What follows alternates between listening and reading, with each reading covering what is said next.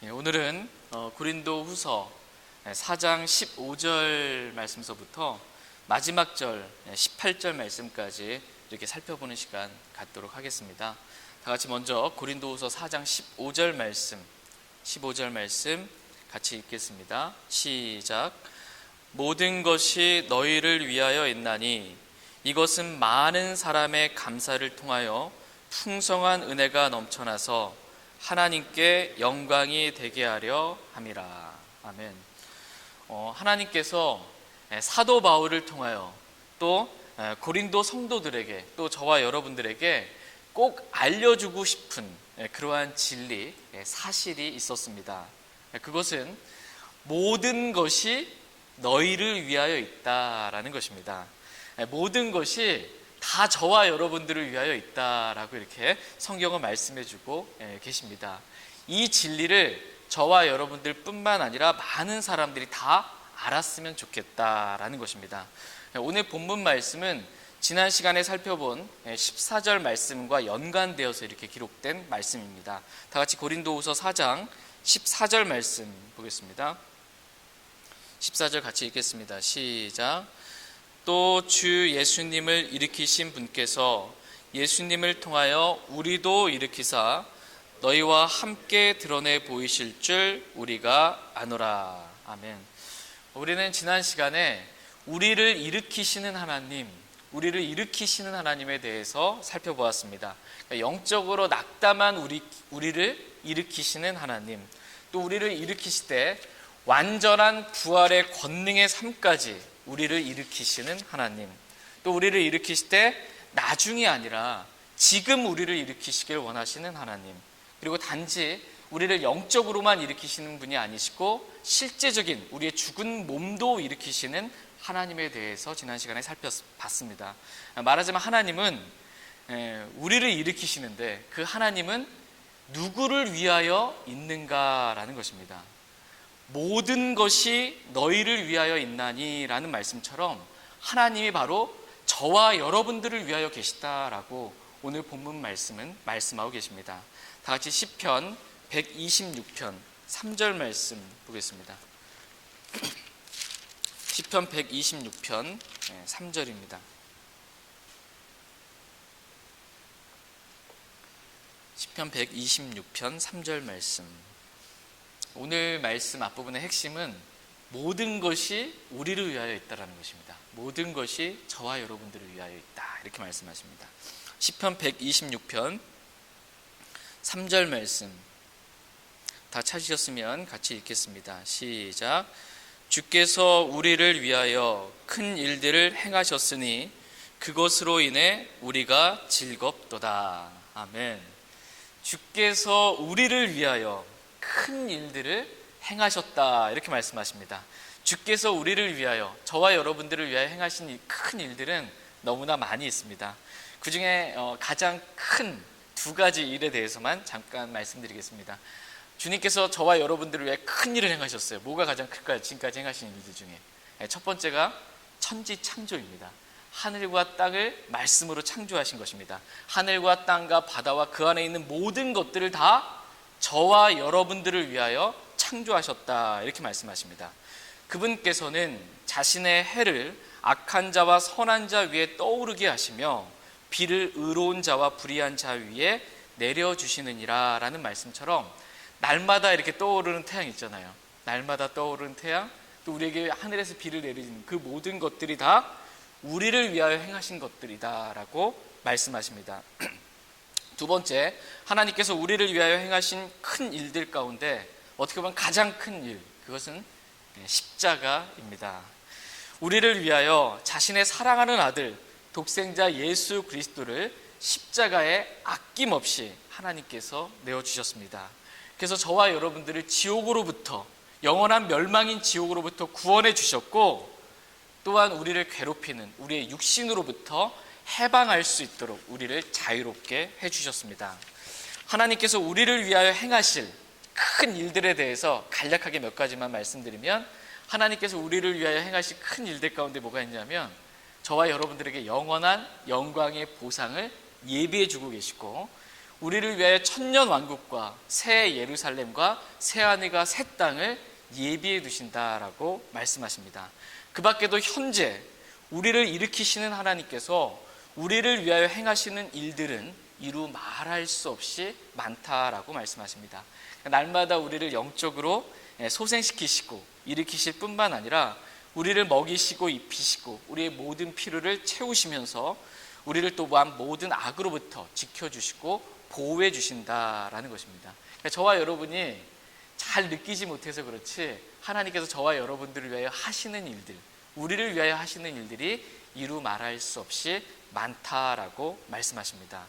모든 것이 너희를 위하여 있나니 라는 말씀처럼 하나님도 저와 여러분들을 위하여 있고 예수 그리스도도 그렇고 성령 하나님도 그렇고 사도 바울과 함께한 우리도 다도 모든 것들이 다 너희를 위하여 있다, 우리를 위하여 있다라고 말씀하고 계십니다. 지금 현재 너희와 함께하고 있는 모든 것이 다 너희를 위한 것이다 라고 성경은 말씀하고 계십니다. 여기서 중요한 말씀은 뭐냐면 너희와 함께입니다. 너희와 함께. 고린도후서 4장 14절 말씀에 너희와 함께라는 표현이 나옵니다. 너희와 함께 있는 모든 것, 이 모든 것이 다 누구를 위한 것이라고 말씀하세요? 예, 우리를 위한 것이다. 이렇게 말씀하고 계십니다. 잠시 한번 눈을 들어서 이렇게 한번 쭉 한번 보시기 바랍니다. 나와 함께하고 있는 모든 것들이 다 나를 위한 것이다. 이렇게 성경은 말씀하고 계세요. 우리 육신의 눈에 보이지 않지만 하나님도 나를 위한 것이고 우리 안에 거하시는 예수 그리스도, 우리를 성령 안으로 이끌어 주시는 성령님도 다 우리를 위한 것이다 라고 말씀해주고 계십니다. 뿐만 아니라 우리의 사랑하는 가족, 또 교회, 형제 자매들, 해와 달과 별과 비, 또 하나님께 경배 드릴 수 있는 이 예배당, 또 우리가 쉴 수 있는 집과 차, 그 밖에 우리가 누리고 있는 모든 것들이 다 우리를 위하여 있는 것이다 라고 성경은 말씀하고 계십니다. 우리가 생각할 때 좋은 것이든 나쁜 것이든 모든 것이 다 우리를 위하여 있는 것이다 라고 오늘 본문 말씀은 말씀하십니다. 우리가 생각할 때 나에게 좋은 것만 우리를 위한 것이고 나에게 나쁜 것은 좀 없었으면 좋겠다라고 생각하는 것들은 우리를 위한 것이 아니다라고 생각할 때가 있습니다. 그러나 하나님은 우리가 생각할 때 나쁜 것, 우리가 생각할 때 이건 좀 없었으면 좋겠다 하는 그 모든 것들까지도 다 저와 여러분들을 위하여 있는 것이다. 이렇게 오늘 본문 말씀은 말씀하십니다. 우리가 생각할 때 안 좋은 것도 다 우리를 위해서 있는 것입니다. 다 같이 야고보서 1장 말씀 보겠습니다. 야고보서 1장 2절 3절 말씀 보겠습니다.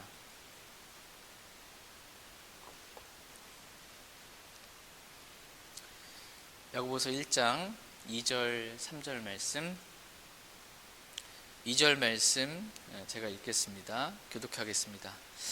내 형제들아, 너희가 여러 가지 시험에 빠질 때 그것을 다 기쁨으로 여기라. 너희 믿음의 단련이 인내를 이루는 줄 너희가 아느니라. 아멘. 지금 사도 야고보는 뭐라고 지금 말씀하고 있습니까? 너희가 여러 가지 시험에 빠질 때 그것을 다 뭐로 여기래요? 그것을 다 기쁨으로 여기라. 이렇게 말씀하고 계십니다. 그러니까 우리가 생각할 때 시험은 어때요? 나 시험 받았어. 이게 별로 안 좋은 거잖아요. 우리가 생각할 때 이 영어 킹제임스 성경이 템테이션이다. 이거는 유혹을 받은 거예요. 시험을 받고 유혹을 받은 것. 이것은 안 좋은 것으로 이렇게 보입니다. 근데 그러한 시험 역시 거기다가 여러 가지 시험을 받는 것은 더 안 좋은 것으로 이렇게 여겨지는데 그러한 모든 시험 역시 다 어떻다는 겁니까? 그래서 그러한 모든 시험 역시 우리의 유익을 위한 것이다. 우리를 위해서 존재하는 것이다 라고 말씀하십니다. 그렇기 때문에 우리가 여러 가지 시험을 받을 때 다 기쁨으로 여기라 이렇게 말씀하고 계십니다. 이유는 뭐냐면 우리가 시험을 받을 때 기뻐할 수 있는 이유는 뭐냐면 이 시험이 우리에게 닥쳐올 때 우리에게 있어서 믿음의 단련이 있게 되기 때문입니다. 시험을 통해서 우리의 믿음이 단련되는 것입니다. 시험을 통해서 우리의 믿음이 단련되면서 이 믿음이 어떻게 되냐면 정금 같은 그 믿음으로 이렇게 나오게 되는 것입니다. 이렇게 시험을 통해 우리의 믿음이 정금같이 순수한 믿음으로, 이렇게 굳건한 믿음으로 단련되게 되면 주님께서 오실 때 칭찬과 존귀와 영광을 받게 된다라고 말씀하십니다. 그러므로 시험 역시, 여러 가지 시험 역시 다 저와 여러분들을 위하여 있는 것이다, 이렇게 말씀하십니다. 베드로전서 1장 말씀 보겠습니다. 베드로전서 1장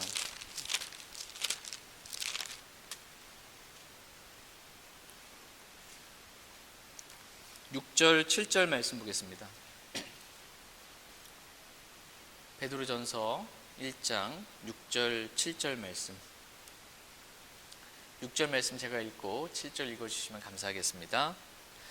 비록 지금은 필요가 있어 너희가 여러 가지 시험으로 인해 잠시 근심하고 있지만 그 구원을 크게 기뻐하나니 이것은 너희 믿음의 단련이 불로 단련해도 없어지는 금을 단련한 것보다 훨씬 더 귀하여 예수 그리스도께서 나타나실 때에 칭찬과 존귀와 영광으로 드러나게 하려 함이니라. 아멘.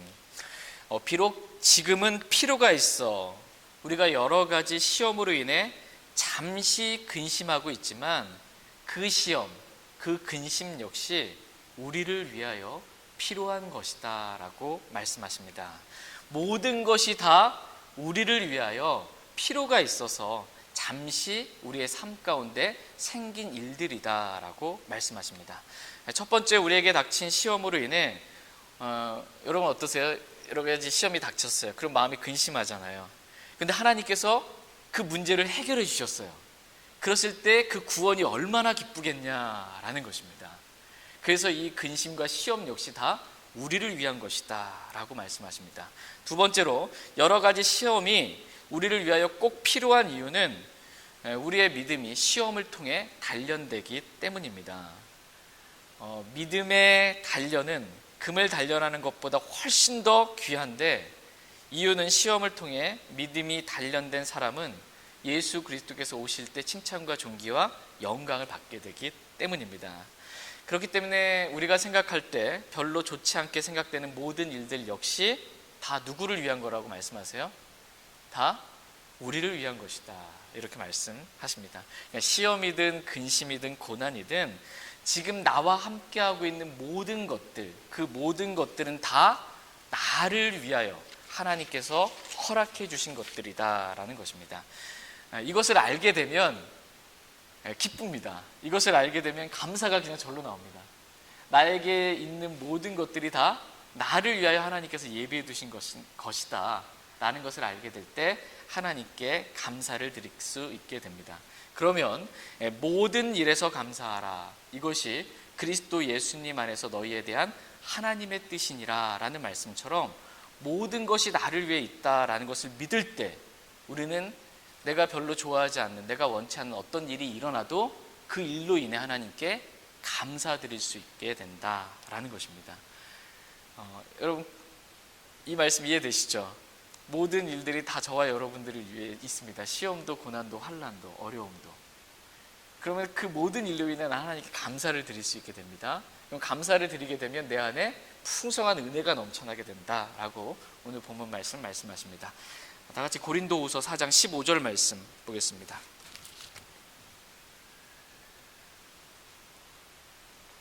고린도후서 4장 15절 말씀 다시 같이 한번 읽겠습니다. 시작. 모든 것이 너희를 위하여 있나니 이것은 많은 사람의 감사를 통하여 풍성한 은혜가 넘쳐나서 하나님께 영광이 되게 하려 함이라. 아멘. 모든 것이 다 나를 위하여 있다라는 그러한 진리를 알게 될 때 그 진리를 아는 많은 사람들은 하나님께 감사를 드리게 됩니다. 그러면 그 사람 안에 풍성한 은혜가 넘쳐나게 됩니다. 그러면 하나님께서 우리의 감사를 통해서 영광을 받으신다, 이렇게 말씀하십니다. 어떻게 보면 저와 여러분들이 하나님께 영광 돌리는 방법이 참 쉽습니다. 우리가 어떻게 하면 하나님께 영광을 돌릴 수 있어요? 하나님께 감사를 드리면 우리 안에는 은혜가, 풍성한 은혜가 넘쳐날 뿐만 아니라 하나님께는 영광이 돌려지게 된다, 이렇게 말씀하십니다. 저희 모두가 나와 함께 있는 모든 것들이 다 나를 위하여 하나님께서 예비해 주신 것임을 믿고 하나님께 감사 드리는 그러한 삶을 살 수 있길 원합니다. 그런데 반대로 모든 것이 다 나를 위하여 있는 것이 아니고 모든 것들이 다 나를 힘들게 만들고 나를 어렵게 만들고 나를 못 살게 하기 위해서 이렇게 있다라고 생각이 되면 어떻습니까? 내가 당하는 모든 일들이 다 나를 힘들게 하는 그러한 일들이고 하면 다 짜증이 나는 것이고 감사가 나오지 않습니다. 불평과 불만과 이 원망의 마음만 우리 안에 있을 뿐입니다. 그러면 우리 가운데 우리 마음 안에 은혜도 없고 하나님께 영광이 되지도 않습니다. 그러므로 오늘 우리가 모든 것이 다 나를 위하여 있다라는 진리를 깨닫는 것이 중요합니다. 그런데 이 고린도 교회 성도들에게 있어서 이러한 진리를 깨닫는다라는 것은 참으로 어려운 일이었습니다. 고린도 교회 성도들은 생각할 때 모든 것들이 다 나를 위해 있다 이렇게 생각하지 않고요, 모든 것들이 다 나를 어렵게 하고 힘들게 하기 위해 존재하는 것처럼 그렇게 느껴지게 되는 것입니다. 교회에 와도 형제 자매들로 인해서 시기와 다툼과 분열이 일어나면서 너희가 모이는 일이 유익이 되지 못하고 도리어 모이는 일이 너에게 더 나쁜 일이 된다라고 할 만큼 모든 것들이 다 나를 위해서 있는 것이 아니고 모든 것들이 다 나를 안 좋게 하기 위해서 있는 것처럼 고린도 교회 성도들은 생각하게 된 것입니다. 그러나 저와 여러분들은 모든 것들이 다 나를 위하여 있다라는 이러한 말씀이 진리로, 믿음으로 저희 모두에게 다가올 수 있기를 원합니다. 남편과 아내, 부모와 자녀, 형제 자매들을 비롯한 모든 사람들이 다 누구를 위하여 있다고 말씀하세요? 저와 여러분들을 위하여 있는 거예요. 옆에 남편이 계시거나 아내가 계시면 잠깐 보시면서 생각해 보시면서 누구를 위하여 있는 거예요? 저 왼수 이게 아니고 다 나를 위하여 있다, 이렇게 성경은 말씀하고 계십니다. 제가 예전에 한국에 있었을 때 어떤 형제가 이렇게 참 받기 힘들었습니다. 그 형제 육신이 너무 강하고 하나님의 말씀과 다르게 하는 것을 보면서 제가 견디기 힘들었어요. 다른 건 다 용납할 수 있는데 말씀과 다르게 교회 안에서 뭔가를 강하게 밀고 나가는 이거를 참을 수 없고 견딜 수 없는데 주님의 은혜 가운데 그 형제를 받게 해주셨어요. 그러니까 우리의 육신의 마음이 어떠냐면 얼마나 이 마음이 좁아 터졌는지요, 한 사람도 받을 수 없는 마음이에요. 아내도 받을 수 없고 어떨 때는 남편도 받을 수 없고 부모도 받을 수 없고, 근데 이 형제 자매를 한 사람 받을 수 없는 이 마음을 주님께서 어떻게 해요? 넓히시려면 진짜 마음이 찢어지는 고통이 있습니다. 마음이 찢어지는 고통 가운데 그 형제를 받을 수 있게 된 거예요. 그 형제를 받으니까 그 형제가 너무나 귀하고 감사하고 사랑스러운 거예요. 그 형제를 받고 나니까 다른 사람을 받는 데 있어서 아무런 문제가 되지 않는 거예요. 워낙 넓혀주셔가지고. 그러니까 모든 형제 자매들, 모든 사람들이 다 나를 위하여 있다, 이렇게 성경은 말씀해주고 계십니다. 또 십자가의 삶을 배우는 데 있어서 이 사람이 하는 역할이 매우 중요합니다. 여러분 어떠세요? 혼자 그냥 집에서 기도하고 말씀 보고 있으면 별로 마음에 걸릴 것도 없습니다. 십자가 지는 삶 그렇게 힘들게 안 느껴져요. 혼자 그냥 주님과 나만 있으면. 그런데 옆에 형제 자매들, 사람들이 이렇게 되면 말 한마디 한마디가 걸릴 때가 있습니다. 왜 이렇게 저렇게 서운하게 말하지? 그래서 사람으로 인해서 십자가를 통과하고 십자가를 배우는 것이 매우 큽니다. 형제 자매들, 사람이 없으면 십자가의 삶을 제대로 배우기가 어렵습니다. 그래서 십자가를 배우는 데 있어서도 형제 자매들, 모든 사람들이 다 나를 위해, 나의 유익을 위해 있다라고 성경은 말씀하고 계십니다. 그러니까 모든 것이 다 나를 위하여 있다라는 것이 진리다, 이렇게 성경은 말씀하십니다. 저희 모두가 모든 것이 다 나를 위하여 있다라는 이 말씀을 믿고 모든 것으로 인해 항상 하나님께 감사드리는 귀한 삶을 살 수 있길 원합니다. 이제 고린도후서 4장 16절 말씀 보겠습니다. 고린도후서 4장 16절 같이 읽겠습니다. 이런 까닭에 우리가 낙심하지 아니하노니 우리의 겉사람은 썩어 없어져도 속사람은 날마다 새로워지는도다. 아멘. 이런 까닭에 우리가 낙심하지 아니하노니라는 말씀은, 그러니까 모든 것이 우리를 위하여 있기 때문에 우리가 낙심하지 않는다라는 것입니다. 무슨 일이 일어나도 모든 그 일들이 다 나를 위하여 있는 것이기 때문에 낙심하지 않는다라는 것입니다. 모든 것이 다 우리를 위하여 있는데 왜 우리가 낙심할 이유가 있겠습니까? 심지어 우리의 겉사람이 썩어 없어져도 우리는 낙심하지 않는다라는 것입니다. 우리의 겉사람은 우리의 몸을 의미하고 속사람은 우리의 영을 의미합니다. 그러니까는 우리라고 했을 때 우리는 혼입니다. 불멸하는 혼. 혼을 중심으로 해서 겉에 있는 건 겉사람이에요. 혼을 중심으로 우리 겉에 있는 겉사람은 우리의 몸을 의미합니다. 썩어 없어질 우리의 몸, 썩어 없어질 겉사람. 혼을 중심으로 우리 속에 있는 건 속사람이에요. 그 속사람은 영을 의미합니다. 그러니까 우리의 혼은 불멸입니다. 근데 우리의 몸은 어떻게 해요? 썩어 없어집니다. 근데 우리의 영은 날마다 새로워진다라는 것입니다. 정말 놀라운 경험이 아닐 수 없습니다. 그러니까 몸은 피곤하고 힘들고 지치고 썩어 없어져 가는데 그 몸 안에 있는 우리의 영은 날마다 주님을 만남으로, 날마다 주님의 말씀을 먹음으로 날마다 새로워지는 것을 경험하며 사는 것입니다. 썩어 없어지는 이 몸에 영향받지 않고 영의 새로움 가운데 주님을 섬길 수 있다는 것은 정말 큰 은혜가 아닐 수 없습니다. 이런 은혜 여러분 경험해 본 적 있으세요? 몸은 힘들고 지치고 피곤하고 썩어 없어져 가는데 주님의 말씀으로 인해 주님을 만난 그 영의 느낌 가운데 영이 새로워지는 이것을 경험하며 사는 것, 이것은 정말 놀라운 축복이 아닐 수 없습니다. 이러한 은혜를 날마다 경험하며 누리며 살라라고 말씀하십니다. 맨날 몸이 아프다고 힘들어하지 말고 썩어 없어질 그 몸으로부터 이제는 좀 자유롭게 돼서 날마다 주님을 만남으로, 날마다 주님의 말씀을 먹음으로 날마다 영이 새롭게 되는 그런 축복을 누리며 살라라고 말씀하십니다. 이렇게 우리의 생각과 이 마음의 관심과 초점이 썩어 없어질 내 몸이 아니라, 우리의 관심과 초점이 내 몸, 썩어 없어질 내 몸이 아니라 내 영을 살찌우는, 내 영을 날마다 새롭게 하는 것에 관심을 두게 되면 낙심하지 않을 수 있습니다. 저희 모두가 썩어 없어질 우리의 겉사람을 향한 관심이 이제는 좀 우리의 속사람을 향한 관심으로 옮겨질 수 있길 원합니다. 그래야 속사람이, 내 속사람이 지금 끼니를 거르고 있지는 않은지, 날마다 말씀을 정말 잘 먹고 있는지, 지금 내 속사람이 주님을 영 안에서 잘 만나서 주님과 아무런 어려움 없이 교제 가운데 있는지, 주님과 나 사이를 가로막고 있는 죄는 없는지, 이런 것들에 관심하면서 우리의 속사람이 날마다 새로워지는 그러한 기쁨을 날마다 경험하며 살 수 있길 원합니다. 그런데 이 대부분의 그리스도인들이 아무리 이렇게 성경이 말하고 사도 바울이 말하고 이렇게 말해도 대부분의 그리스도인들이 겉사람만 관심하며 살지 속사람에 대해서는 별로 관심하지 않습니다. 속사람은 점점점 야위어 가는데 먹지 못해서, 말씀을 먹지 못해서, 주님과 교제하지 못해서 이 포도나무가, 가지가 이렇게 포도나무에 붙어 있지 못하면 어떻게 해요?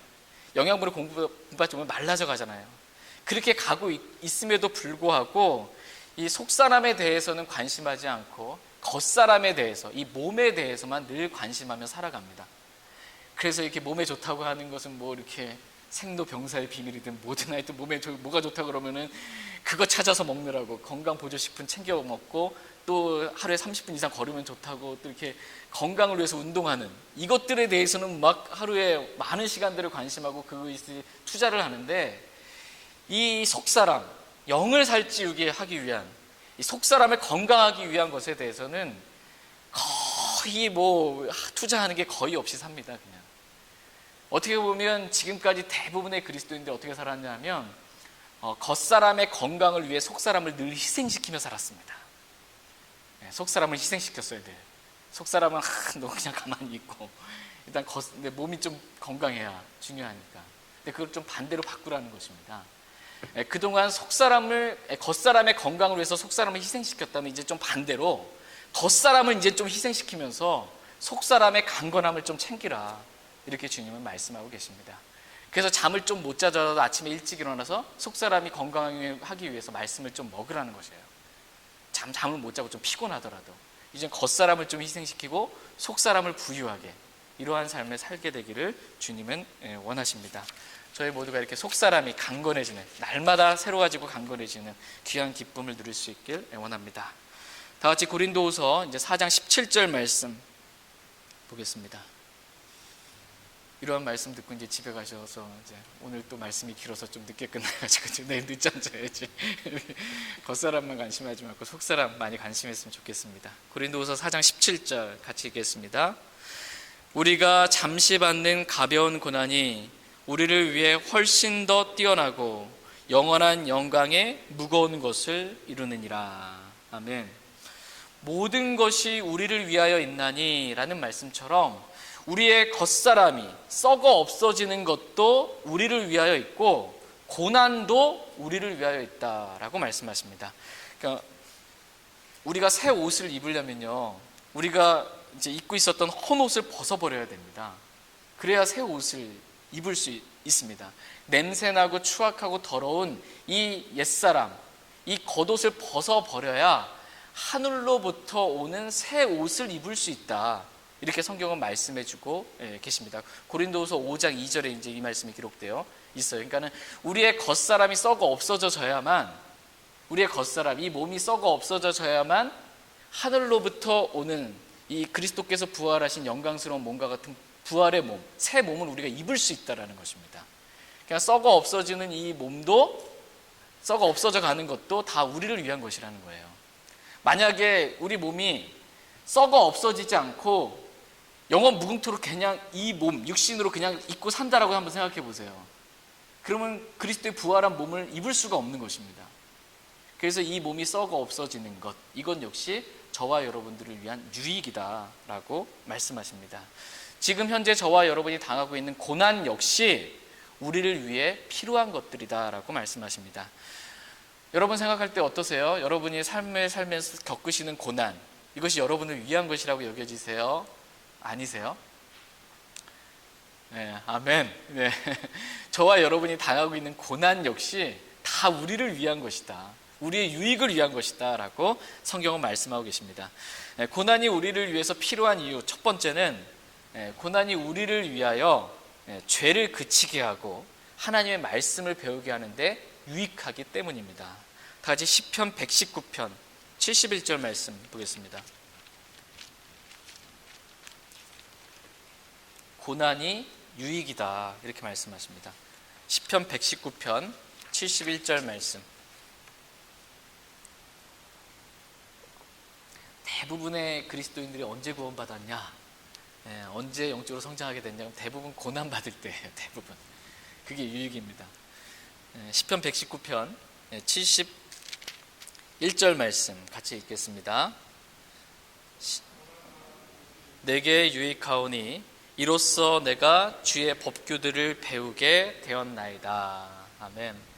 시편 기자는 지금 고난당하는 것이 내게 유익하다, 이렇게 말씀하고 있습니다. 고난이 내게 유익이라는 것입니다. 이유는 고난을 통해서 내가 주의 법규들을 배우게 되었기 때문이다라는 것입니다. 그러니까 고난이 없었을 때는 내 육신이 원하는 대로, 내 마음대로 그렇게 육신을 따라서 죄를 지으며 살았는데, 내 삶에 고난이 생기니까 이제 함부로 죄를 지을 수 없고 마음의 두려움도 임하고 더 이상 죄를 지을 힘도 없게 되었다라는 것입니다. 그러면서 하나님의 말씀을 배우게 되었다라는 것입니다. 그래서 고난이 내게 유익이다라고 고백하고 있습니다. 고난을 통해서 하나님의 말씀을 지금 이 시편 기자는 몸으로 배운 거예요.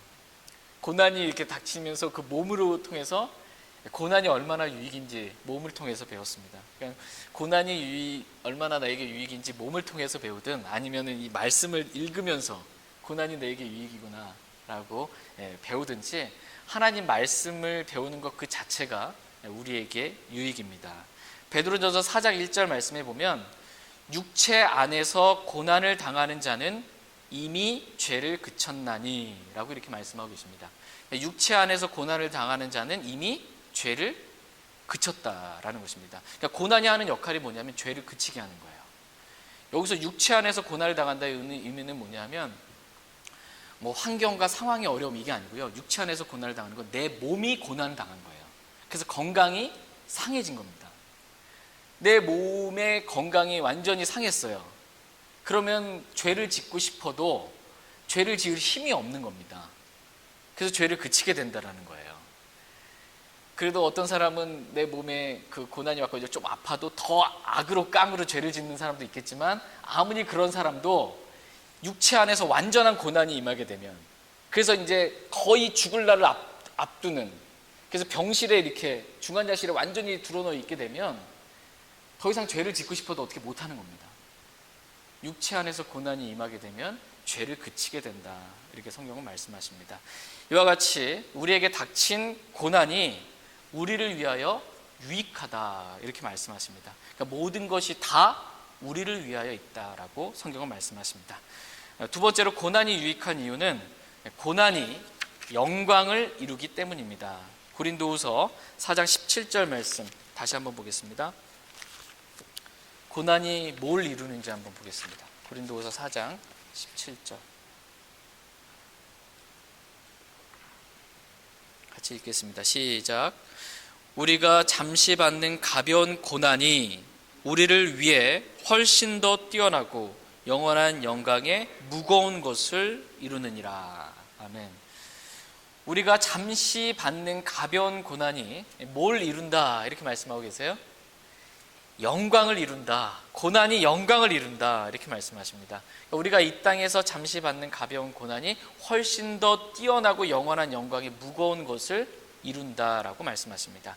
이 땅에서 우리가 주님을 섬기다가 당하는 고난들, 이 고난은 잠시 받는 가벼운 고난이다, 이렇게 말씀하십니다. 우리가 생각할 때는 이 고난이 매우 무겁게 느껴지는데, 고난이 가벼운 이유는 뭐냐면 주님이 저와 여러분 안에 계셔서 그 고난을 함께 짊어지시기 때문입니다. 주님이 우리 안에 계셔서 그 고난을 같이 짊어지세요. 내 멍에는 쉽고 내 짐은 가벼우니라 라는 말씀처럼, 주님께서 저와 여러분 안에 살아 계셔서 내가 그러한 모든 고난, 그러한 모든 짐들을 다 감당할 수 있도록 주님이 다 져주신다라는 것이에요. 주님이 다 해주신다라는 것입니다. 저는 어렸을 때부터 지금까지 별로 키가 커본 적이 없는데, 키가 작으니까 키가 큰 친구들이랑 같이 어떤 짐을 들게 되거나 이렇게 어깨 위로 이렇게 뭔가 들어야 되면 큰 친구들은 어때요? 그 친구들이 다 지고요, 저는 손만 갖다 대는 경우가 있어요. 저는 뭐 그게 별로 무겁지 않은 거예요. 왜 다 져주니까. 말하자면 주님 우리 가운데 멍에를 같이 매주세요. 그래서 그 크신 분이 다 모든 걸 대신 짊어지시고 가시는 거고, 우리는 그냥 같이 함께 멍에만 메고 가는 겁니다. 내 짐은 쉽고 가볍다, 내 멍에는 쉽고 가볍다, 이게 주님은 말씀하십니다. 주님이 저와 여러분 안에서 모든 것들을 다 해주시기 때문입니다. 두 번째로 저와 여러분이 당하는 고난이 가벼운 이유는 뭐냐면, 고난이 가벼운 이유는 우리가 주님을 사랑하기 때문입니다. 사랑하는 사람을 위해서 뭔가를 하는 것, 이것은 결코 무겁지 않습니다. 여러분 이렇게 연애했던 시절 생각나시죠? 이렇게 집에 바래다 주고 멀리 돌아서 이렇게 걸어오고 밤늦게까지 이렇게 하는 게 어렵고 힘든 일이 아니고 가볍습니다. 사랑하기 때문에 돌아서 집을 오더라도 뭔가를 그 사랑하는 사람이 해주더라도 그것은 쉽고 가볍지 결코 무겁지 않습니다. 이와 마찬가지로 저와 여러분들이 주님을 사랑하는 마음으로 주님께서 하라고 말씀하신 것들을 행하게 되면 그 일은 무겁지가 않습니다. 근데 내 안에 주님을 사랑하는 마음이 없어요. 그런데 주님이 자꾸 그거 하래요. 그러면 그것만큼 힘들고 어려운 게 없어요. 근데 주님을 사랑하는 마음이 있으면 절로 하고 싶습니다. 그럼 그것이 가볍게 느껴지게 되는 것입니다. 그런데 너무나 감사한 사실은 우리가 받는 고난은 가벼운 그러한 고난일 뿐만 아니라 잠시 받는 고난이다, 이렇게 말씀하고 계십니다. 잠시예요, 잠시. 조금 있으면 오실 분께서 오실 거예요. 속히 오실 겁니다. 그러니까 고난은 잠시고요, 영광은 영원하다, 이렇게 성경은 말씀하고 계십니다. 이 고난이 우리를 위하여 영원한 영광의 무거운 것을 이루게 된다라고 말씀하십니다. 다 같이 로마서 8장 17절 말씀 보겠습니다. 로마서 8장 17절.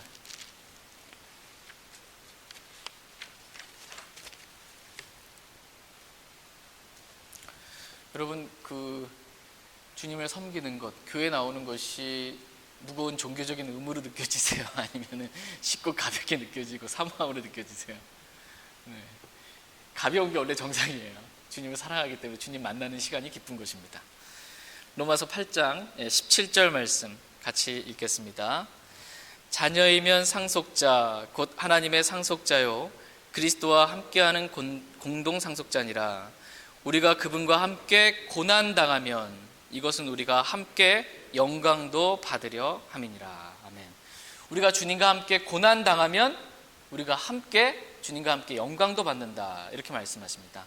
우리가 받는 고난의 비례해서 우리가 나중에 받게 될 영광이 정도가 달라진다라는 것입니다. 그러므로 우리가 이 땅에서 당하는 이러한 고난이 우리에게 유익하다, 이렇게 말씀하십니다. 그러나 이러한 말씀이 이 땅만 관심하는 사람, 눈에 보이는 것들만 관심하고 주목하는 사람들에게는 이러한 말씀이 별로 마음에 와닿지도 않고 진리로 여겨지지도 않습니다. 지금 현재 내가 이 땅에서 당하는 고난이 있는데 나중에 영광을 받는다고 하는데 그게 나에게 뭐가 그렇게 유익하고 좋겠냐라는 그러한 생각을 가지게 됩니다. 별로 크게 다가오지 않습니다, 이 말씀이. 그러나 보이는 것이 아닌 보이지 아니하는 영원한 것들을 소망하고 관심하는 사람은 이 말씀이 큰 위로가 되고 격려가 되고 소망이 됩니다. 그래서 사도 바울은 고린도 교회 성도들에게 우리는 보이지 아니하는 것들을 바라지 아니하고 보이지 아니하는 것들을 바라본다라고 자신의 믿음을 지금 고백하고 있습니다. 다 같이 고린도 후서 4장 18절 말씀, 이제 마지막 절 말씀 보고 있습니다. 고린도후서 4장 18절 말씀 같이 읽겠습니다. 우리는 보이는 것들을 바라보지 아니하고 보이지 아니하는 것들을 바라보나니 보이는 것들은 잠깐 있을 뿐이나 보이지 아니하는 것들은 영원하니라. 아멘. 사도 바울과 함께 했던 사람들은 다음과 같이 고백합니다. 우리는 보이는 것들을 바라보지 아니하고 보이지 아니하는 것들을 바라본다, 이렇게 자신의 믿음을 고백합니다. 사도 바울은 보이지 않는 것들을 보이는 것들을 바라보지 않고 보이지 않는 것들을 바라보며 살았습니다. 그렇다면 저와 여러분들은 어떻습니까? 정말 우리는 보이지 않는 것들을 이렇게 바라보며 살고 있습니까? 아니면 반대로 보이는 것들만 이렇게 눈에 너무 잘 보이기 때문에 보이는 것들만 바라보며 살아가고 있습니까? 믿음의 사람들은 뭐냐면 보이는 것을 바라지 않고, 눈에 보이는 것은 바라지 않고, 믿음의 사람들은 보이지 않는 것들을 바라보며 확신 가운데 믿음으로 걸었습니다. 다 같이 고린도 후서 5장 7절 8절 말씀 보겠습니다.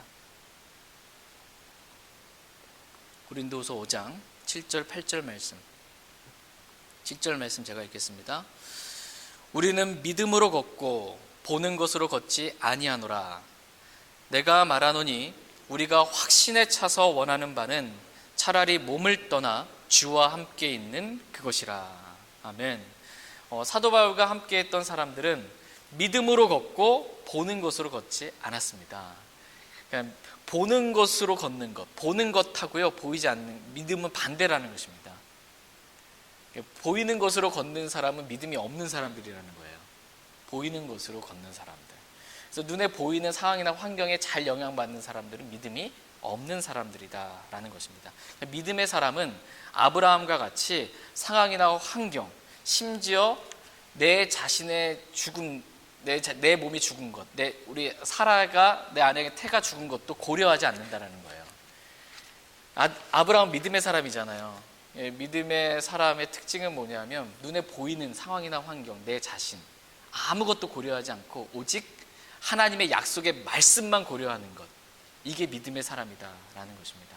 아무 일도 일어나지 않았어도 말씀이 그러면 아멘이에요. 그렇게 될 줄로 믿고 확신하는 것, 이게 믿음의 사람이다라고 말씀하십니다. 믿음의 사람은 특징이 있습니다. 하나님의 말씀을 믿기 때문에 확신이 있습니다. 지금 상황이 내가 생각하는 대로 잘 안 돼도 흔들림이 없습니다.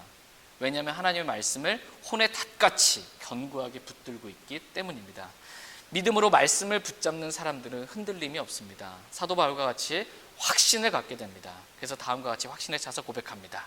우리가 확신에 차서 원하는 바는 차라리 몸을 떠나 주와 함께 있는 그것이다 라고 이렇게 고백합니다. 여러분은 사도 바울과 같이 이러한 고백을 지금 하실 수 있으세요? 여러분이 확신에 차서 내가 진짜 원하는 바, 그것은 내가 차라리 빨리 몸을 좀 떠나서 내가 주와 함께 있는 것입니다. 이러한 믿음의 고백이 되십니까? 사도 바울이 이렇게 확신에 차서 내가 몸을 떠나서 주와 함께 하고 싶다라고 고백할 수 있었던 이유는 사도 바울이 눈에 보이는 것을 바라지 않았기 때문입니다. 눈에 보이지 아니하는 영원한 것들을 바라고 소망하며 살았기 때문에 이러한 믿음의 고백이 가능했습니다. 보이는 것들을 바라본다면 이러한 고백은 절대 할 수가 없습니다. 왜냐하면 보이는 것들이 더 좋아 보이고, 보이는 것들이 더 바랄만하고, 보이는 것들을 더 얻고 싶어하고, 보이는 것들, 이 세상에 더 오래 살고 싶어하기 때문에 빨리 내가 몸을 떠나서 주님과 함께 있고 싶다, 이런 고백이 나올 수가 없습니다. 그러나 보이지 아니하는 것들을 바라보는 믿음의 사람은 보이는 것들은 잠깐뿐이고 보이지 않는 것들은 영원하기 때문에 그 영원한 것들을 소망하며 빨리 내가 주님과 함께, 이 몸을 떠나서 주님과 함께 정말 빨리 가고 싶다, 이러한 고백을 하게 된다라는 것입니다. 저희 모두가 이렇게 보이지 아니하는 영원한 것들을 바라보면서 믿음으로 살 수 있길 원합니다. 아멘이 되세요? 네. 빨리 가고 싶으세요? 집에 가는 거 말고 영원한 본향에 빨리 가고 싶은 거. 이러한 믿음을 가지려면 말씀을 많이 보면 이러한 믿음이 생깁니다. 말씀을 안 보면 이 보이는 게 더 크게 보여요. 영원한 것들, 보이지 않는 것들이 진짜 막 눈에 보이지도 않을 만큼 작게 보입니다. 근데 말씀을 보면 보이지 않는 영원한 것들이 진짜 사실로, 확신으로 크게 다가오게 됩니다. 믿음이 생겨요. 저와 여러분들이 매일 날마다 말씀을 먹고 읽음으로 말미암아 영원한 것들이 더 크게 소망 가운데 확실하게 우리 가운데 보일 수 있게 되길 원합니다. 다 같이 주님 앞에 나가서 개인적으로 오늘 들은 말씀 기억하고 개인적으로 기도하는 그런 시간 갖도록 하겠습니다.